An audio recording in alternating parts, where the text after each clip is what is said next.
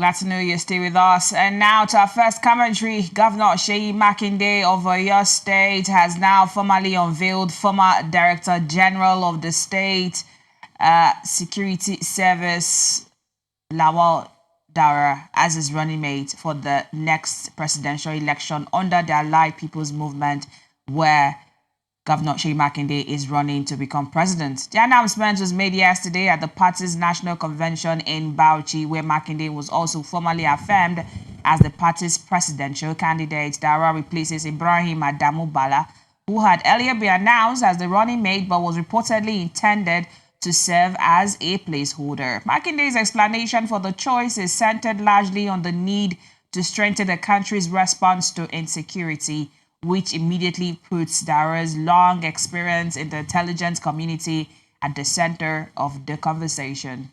Well, on paper, you can understand the attraction. Lawal Daura is not a newcomer to Nigeria's security architecture. He spent a lot of years within the intelligence service before President Muhammadu Buhari appointed him Director General of the DSS in July 2015. That was the position he held until August 2018.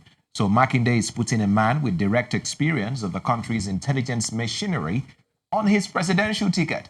Now, at a time when insecurity remains one of the biggest concerns for Nigerian voters, the argument for having somebody with that kind of background is fairly obvious. But the difficulty for Makinde is that Daura's record in public office comes with considerable baggage. And I mean, that history will inevitably become part of the 2027 campaign. And in fact, that history is where his choice becomes more complicated. Yes, indeed. But then much more complicated now. And then Daura headed the DSS during one of the most politically turbulent periods of the Buhari administration, and several of the major controversies involving the security establishment during that period were associated with his tenure. There was the DSS security report against Ibrahim Magu, who became a major factor in the controversy over Magu's confirmation as EFCC chairman. And there were also the 2016 raids on the homes of 7 judges, a confrontation between the DSS and EFCC over the attempted arrest of former security chiefs, and the continuing controversy over the detention of former National Security Advisor Sambo Dansuki. Despite court orders. These are not social media allegations invented yesterday. They are part of the documented history surrounding Daura's time as DSS chief. And in fact, there was the incident that ultimately ended his tenure. I had mentioned earlier during the paper review that on August 7, 2018, DSS operatives blocked access to the National Assembly, with lawmakers and staff prevented from entering the complex. Now, the action happened while then Vice President Yemi Osinbajo was acting as president because Muhammadu Buhari was away. And Osinbajo responded by terminating Daura's appointment as the Director General of the DSS. I mean, that is a very important part of this history, because Daura was not simply retired or replaced in the normal course of government appointments. He was removed in the middle of a constitutional and political crisis over the conduct of the security agency he headed. Osinbajo described the action as unauthorized and unacceptable, and Daura was directed to hand over to the most senior officer of the service at the time. So when Nigerians see Makinde now choosing that same Lawal Daura as his running mate, it is understandable that some of them are going back to 2018. But we should also be careful not to reduce the conversation to this is the man Osinbajo fired. I mean, the more important question is why Makinde believes Daura's experience is an asset to his presidential projects today. If the argument is that Nigeria needs stronger intelligence coordination and somebody who understands national security from the inside, then Daura certainly has that experience. But if that is the case, Makinde also needs to tell Nigerians what lessons he believes Daura has drawn from the controversies of his years at the DSS, and how those lessons would influence the way his administration treats democratic institutions and civil liberties. And in fact, Marian, there's another side to Daura's record that supporters of the choice are likely to emphasize. I mean, he was a career intelligence officer. He wasn't a politician who suddenly became interested in security because he wanted a place on the presidential ticket. He served in different parts of the country before eventually reaching the highest position in the DSS. So that goes to say that he understands the intelligence community, the security bureaucracy, and the challenges involved in gathering and acting on information.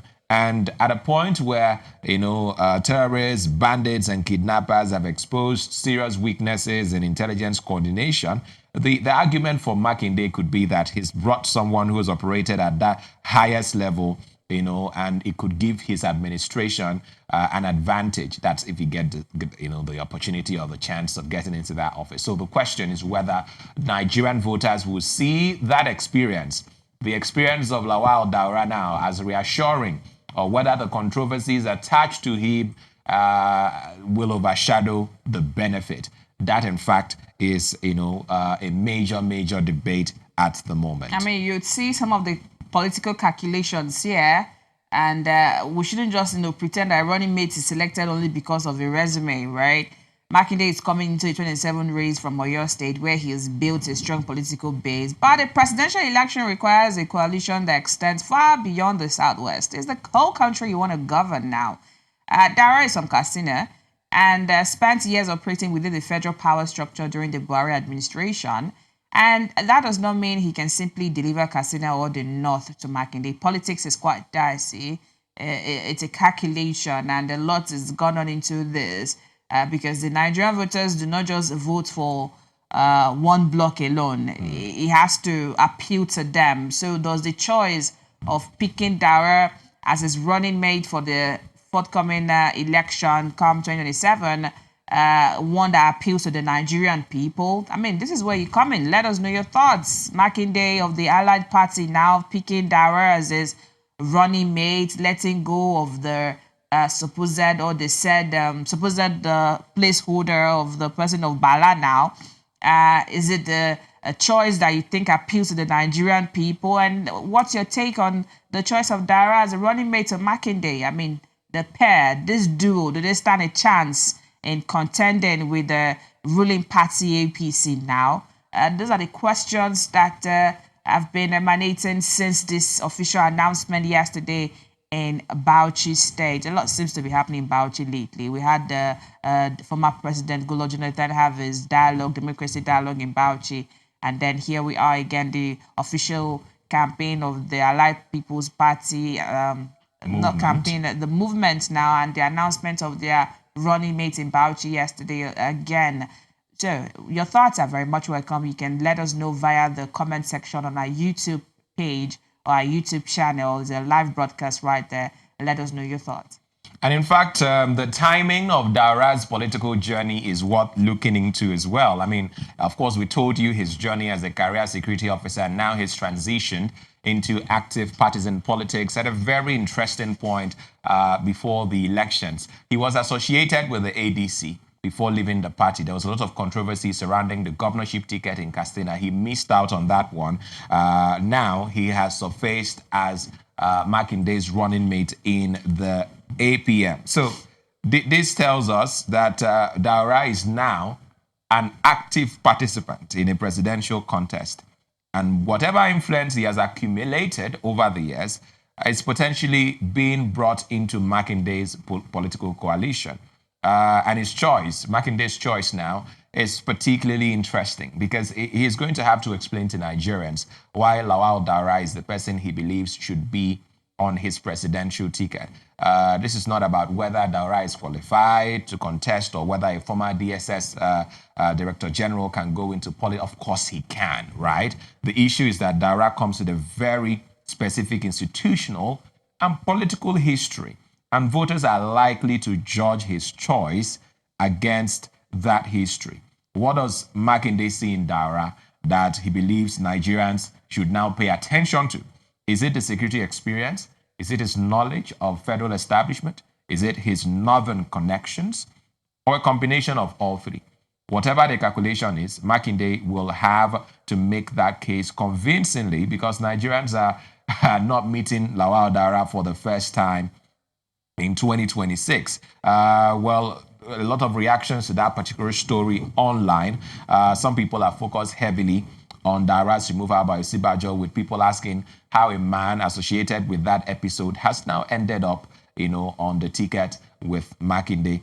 Others are questioning what the two men actually have in common politically, particularly because Makinde has cultivated an image that is different from the politics of the Buhari era. And there's something else in those reactions that the Makinde campaign will have to contend with. And it's the perception that Nigerian politicians are willing to set aside previous differences whenever there's an electoral advantage to be gained. We've seen politicians who've crossed party lines. We've seen former opponents become allies, and we've seen people who once criticized particular administrations eventually work with the same political establishment they oppose. And there are so many classical examples, right?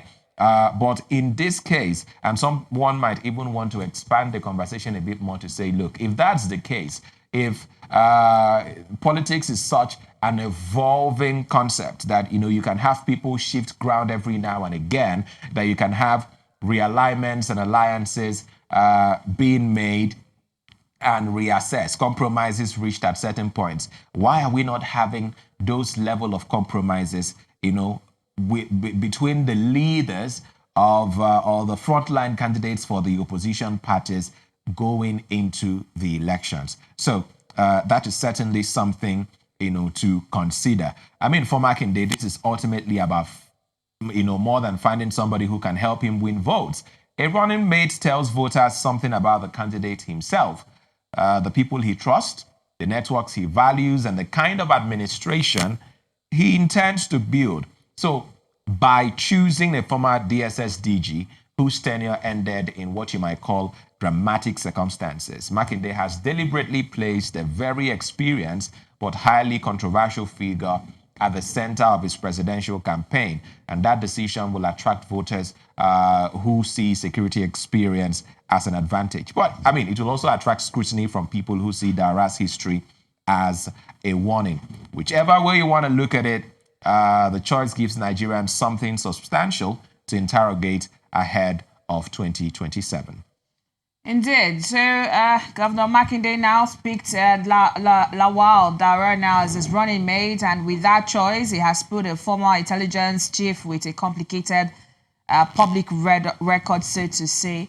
And then if he says his campaign focus is on insecurity, I guess the man who understands has been in that position of tackling security is a choice, a great choice for him now, looking at the focus of his campaign into office. But then we keep close marks on how this is going to play out, and your thoughts are still very much welcome via our YouTube page and, of course, our YouTube channel.